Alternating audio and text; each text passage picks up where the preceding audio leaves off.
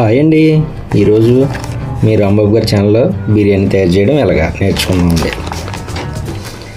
ముందుగా ఆయిల్ వేసారండి, ఒక 4 కేజీలు. మసాలా దినుసులు మీకు తెలుసు కదండి, బిర్యానీ సామాన్లు అంటారు అట్లనే, మీకు తెలుసు అందరికీ. పలవాకు, సోప్ అండి, అది సోప్ వేసుకున్నారు ముందుగా.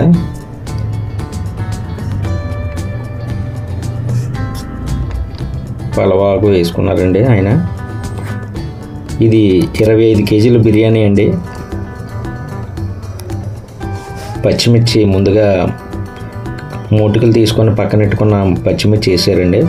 తర్వాత ఒక బేసిన్నర మినిమమ్ కట్ చేసి ఉంచుకున్న ఆనియన్స్ కట్ చేసి వేసారండి.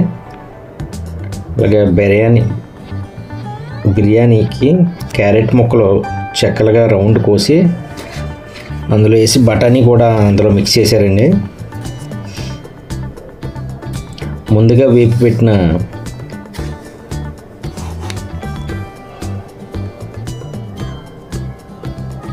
జీడిపప్పు, దోరగా వేపి పెట్టిన జీడిపప్పు ముందుగా వేపి పెట్టింది అట్లా వేసి మొత్తం అన్నీ బాగా వేగేదాకా అలా మిశ్రమాన్ని తిప్పుతూ ఉన్నారండి. వాళ్ళు కలగొట్టారు. ఇది తర్వాత మసాలా పొడి వేసుకున్నారండి.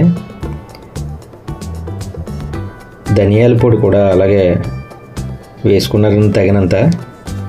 జీలకర్ర పొడి బాగా వేగనివ్వాలంటండి. ఇవన్నీ వేగిన తర్వాత లాస్ట్లో 3 మ్యాంగో కారం అండి, బాగా టేస్టీగా ఉంటుందంటండి. ఇది వంట మాస్టర్ గారు చెప్పారు. మ్యాక్సిమమ్ పెళ్ళిళ్ళకి అట్లకి 3 మ్యాంగో కారమే వాడతారంట. దీన్ని బాగా మొత్తం కలగలిపారండి. తర్వాత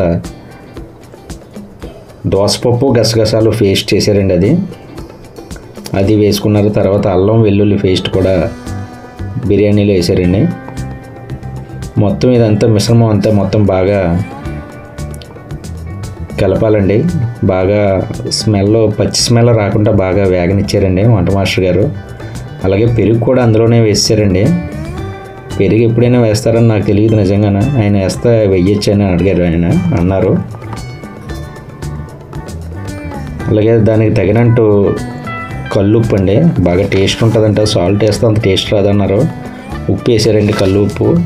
చాలా బాగుందండి అది. చూడడానికైతే మొత్తం మసాలా మిశ్రమం అంతా వెరైటీగా అనిపించింది. ఇప్పుడు అది అయిన వెంటనే 10 లీటర్ల బకెట్, పెరుగు బకెట్ తోటి 5 బకెట్లు వాటర్ వేసారండి. వాటర్ వేసి పైన మూత పెట్టేశారండి. వాటర్ బాగా మరిగిందండి. అది బాగా మరిగిన తర్వాత ఎసరు బాగా మరిగింది, అన్నీ మిశ్రమంగా కలుపుకున్నది. మరిగిన తర్వాత 25 కేజీల రైస్, అంటే ఇందాక మనం వాటర్ కొలుసుకున్న బకెట్ ఉంది కదండి, అది 10 లీటర్ల బకెట్. దాంతో ఫుల్గా 2 బకెట్లన్నర వచ్చింది రైస్ డైరెక్ట్ నానబెట్టుకుంటే వేసారండి. బెల్ల రైసు, లలిత రైసు అలాంటిది డైరెక్ట్గా వేయాలన్నారు, నానబెట్ట అవసరం లేదన్నారు.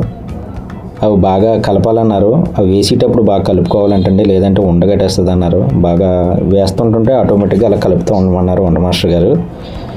చూడడానికి అయితే కొంచెం బాగా ఫ్లేవర్గా కనపడుతుందండి.